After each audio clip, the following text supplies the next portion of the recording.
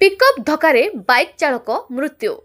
अनुगुल जिला बरपाल थाना अंतर्गत गोतमरा ओभरब्रिज निकटरे आज सकाळ समय एक पिकअप भ्यान और मोटरसाइकेल मध्य दुर्घटना जड़े युवक मृत्यु होइছে। मृत युवक गोतमरा ग्रामर शरत चंद्र महांती पुओ शक्तिस्वर महांती बयस 21 वर्ष बोली चिन्हट करा जायছে। सूचना अनुसार सौरभ सकाळ प्राय 5:30 समय टाटा कंपनी की ड्यूटी करने मोटरसाइकेल रे जाउथिबा बेले अपर पार्श्वरु द्रुत बेगरे आसुथिबा एक पिकअप भ्यान तांको गाड़ी को धक्का देथिला। धक्कारे से रास्ता उपरे छिटकी पड़ी गुरुतर आहत होइथिले। स्थानीय लोके तुरंत तांको हॉस्पिटल को नहीं जाइथिले, किंतु सेठारे डाक्टर माने तांको मृत घोषणा करथिले।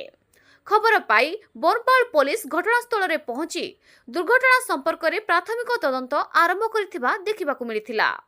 घटना होइथिबा पिकअप भ्यान चालक फेरार होई जाइथिबा बेले पिकअप भ्यान थाना रे अटक रखा जाइथिबा जणा पड़िছে। ब्यूरो रिपोर्ट मो अनुगुल।